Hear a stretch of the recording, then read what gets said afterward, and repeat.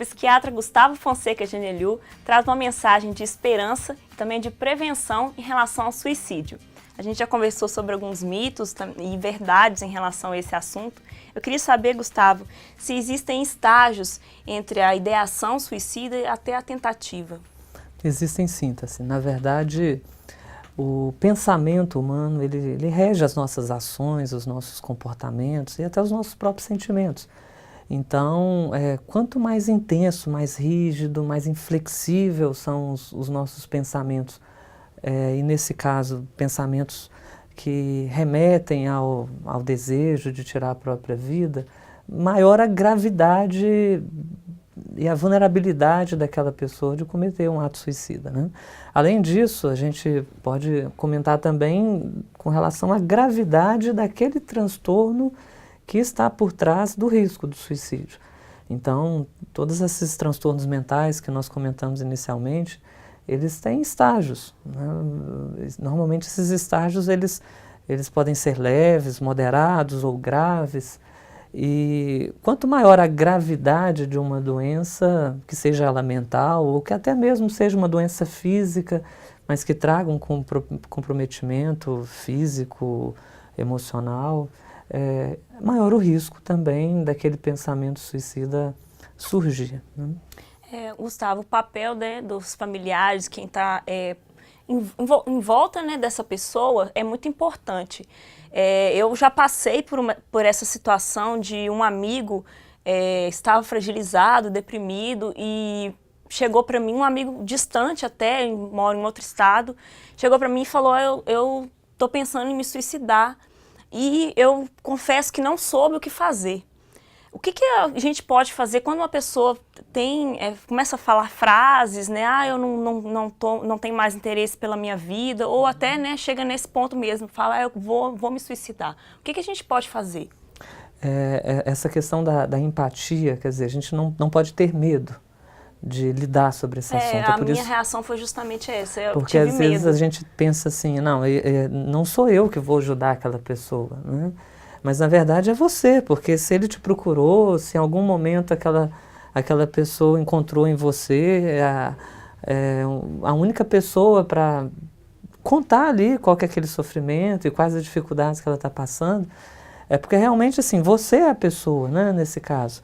Então a gente precisa de ouvir, a gente precisa de ter essa empatia, de ter essa segurança, de conhecer do assunto, porque essas frases elas normalmente são frases de pessoas que já estão com sofrimento no limite, né, ao ponto de dizerem coisas como, né, eu não vejo sentido para nada, eu sou culpado por muitas coisas, ou a vida está muito difícil de lidar, os problemas estão maiores, eu não vejo saída.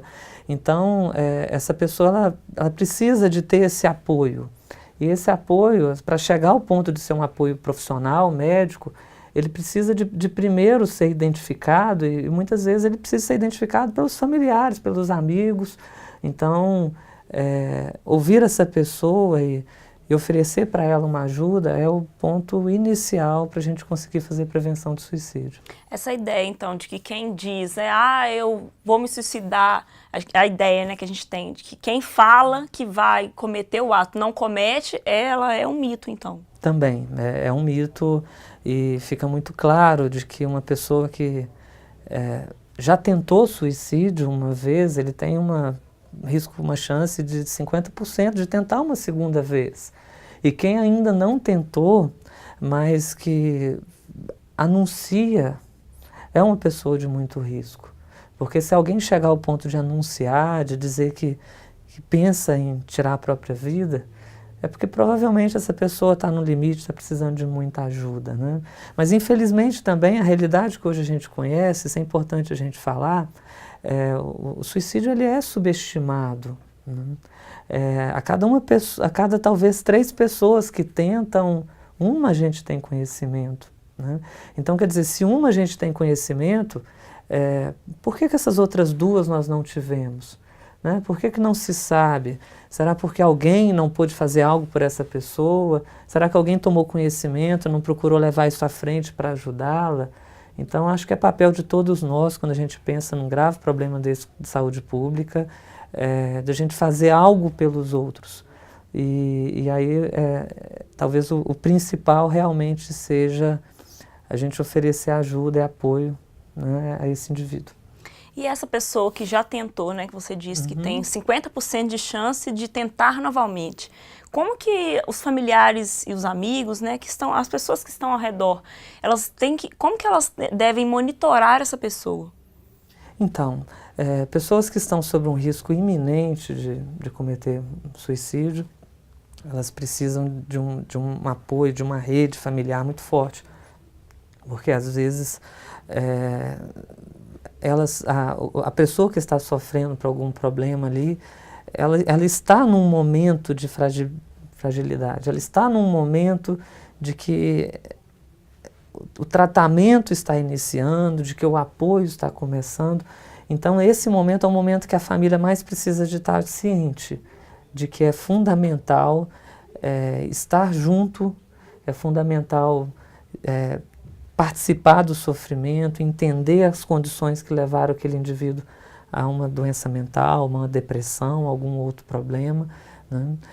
Ter uma certa vigilância, essa vigilância ela é necessária num momento de mais dor, de mais dificuldade, mas é aquilo que a gente falou, assim como existem esses estágios que vão até um ponto de alto risco, as pessoas que começaram um tratamento, começaram um apoio psicológico e psiquiátrico, elas vão diminuir esse risco com o passar do tratamento e vão sendo assim amenizados aquela dor, aquele sofrimento, ao ponto daquela ideação, daqueles pensamentos começarem a ser substituídos por coisas positivas, coisas boas da vida daquela pessoa.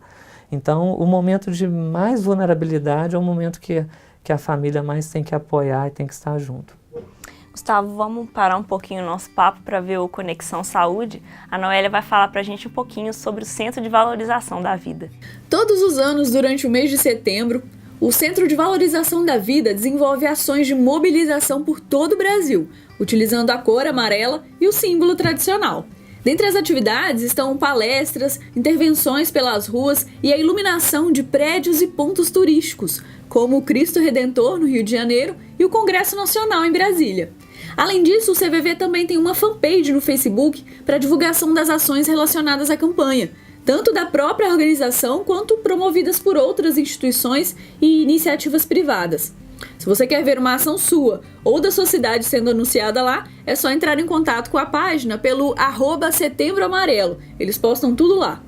E se por outro lado você quer ajudar voluntariamente através das ações já propostas pela organização, o site oficial do Setembro Amarelo disponibiliza materiais gráficos, áudio para divulgação em rádios, ideias de intervenções urbanas e outras ferramentas de comunicação. Você pode acessar gratuitamente. E a luta pela valorização da vida não para por aí. Ao longo do ano todo, o CVV atende pessoas em situação de vulnerabilidade emocional por alguns canais de contato: e-mail, chat online disponibilizado pelo cvv.org.br e telefone. Desde julho de 2018, é possível ligar de qualquer parte do Brasil para o número 188. Você é atendido por um voluntário treinado e não precisa se identificar, e a ligação é gratuita. A conversa fica mantida em sigilo. Vou ficando por aqui, um abraço. E aqui na região a gente também tem um serviço de auxílio, né, Gustavo? Casu pela Vida. Sim, nós gostamos sempre de divulgar esse serviço, que é um serviço gratuito, que o Casu, né, a UNEC e o Casu, o Hospital Irmã Denise, oferecem para toda a população da região, que é um serviço de assistência, de apoio, de amparo a pessoas que têm risco de cometerem suicídio. Então existe toda uma equipe multiprofissional, desde os psiquiatras aos psicólogos, é uma equipe que recebe por meio de um telefone, que é o telefone que vocês estão vendo aí, uma ligação de parentes, de pessoas em risco, de pessoas que estão desesperadas, que querem buscar ajuda, e essas pessoas, após serem acolhidas por meio dessa ligação, elas são direcionadas para toda a equipe multiprofissional, já capacitada para lidar com essas situações de risco. Outra dúvida, Gustavo, que eu acho que muitas pessoas têm, é que alguns antidepressivos vem, né, escrito na bula que eles têm efeitos colaterais que seriam a ideação suicida. Como lidar com essa situação? Isso realmente acontece? Então, na verdade, não existe uma evidência, uma comprovação de que medicamentos podem aumentar esse risco. Né? Pelo contrário, os antidepressivos estão aí para beneficiarem pessoas que têm depressão, transtornos de ansiedade, e são utilizados de uma forma muito justificada para esses fins, justamente para amenizar o risco de suicídio. Né? É lógico que uma pessoa pode, num momento de desequilíbrio, às vezes pensar em suicídio mesmo em uso desses medicamentos. Né? Então os medicamentos eles estão aí com um alívio, né? Quando bem indicados, quando bem prescritos, nas dosagens corretas, como uma forma de tratar as principais doenças psiquiátricas, e essas doenças psiquiátricas muitas das vezes são as grandes causadoras das tentativas de suicídio. Né? Como consequência daquelas doenças, as pessoas às vezes pensam em cometer suicídio. Então, a gente deve considerar esses medicamentos, os antidepressivos principalmente, talvez como uma das grandes alternativas para lidar com o risco de suicídio. E quem já tentou, no caso, né, Gustavo, essa pessoa sempre vai estar em risco? Na verdade, assim, o risco ele é referente ao grau, à gravidade, à presença de outros fatores que aumentem ou não o risco de suicídio. Então, uma pessoa que já tentou, ela pode muito bem, criando mais laços, mais vínculos, cuidando dos sintomas de depressão, dando valor à vida de novo, procurando criar relações que antes elas não tinham, estreitando laços com família, com a espiritualidade, com o próprio trabalho, buscando ter mais afinidade com coisas que vão dar bem-estar, alegria, praticando uma atividade física e gostando da vida de novo. Essas pessoas não vão ter outro risco de cometer suicídio. Quer dizer, elas vão apresentar tantos fatores de proteção, tantas coisas positivas na vida delas, que aí esse risco ele vai desaparecer. Então, por isso que a gente fala que o suicídio é um ato complexo, mas ele é prevenível, porque quanto mais fatores de proteção aquela pessoa está envolvida, menor é o risco. Então essa pessoa, ela pode com certeza deixar para trás aquela ideia, aquele pensamento, aquele risco de cometer suicídio e voltar a ver a vida como algo muito feliz e prazeroso de se viver. Eu acho que foi isso que a gente quis falar aqui hoje, né, Gustavo? A Sim. importância da família, dos amigos, né, de dar muito amor e carinho para quem está em depressão, né, esses grupos de risco que a gente falou aqui hoje. Obrigado pela sua participação. Sim, nós agradecemos muito o convite e em momento algum esse deve ser um assunto considerado como um tabu, como algo que não deva ser falado anualmente. Pelo contrário, assim, estaremos sempre preparados e bem dispostos para, todos os anos, a todo momento, a gente trazer esse tema para conhecimento do público, porque é através disso que a gente vai conseguir valorizar a vida, a gente vai conseguir fazer prevenção de suicídio, informando a população e mostrando os caminhos, as alternativas que a gente tem, não só como profissional, mas também como familiar, como amigo, como colega, como pessoa da sociedade, de que cada um tem a sua parte na prevenção do suicídio, na valorização da vida. Obrigada, Gustavo, pela sua participação. Mais uma vez eu reforço, para prevenir o suicídio a gente tem que falar sobre ele. Te espero no próximo Saúde em Dia. Até lá!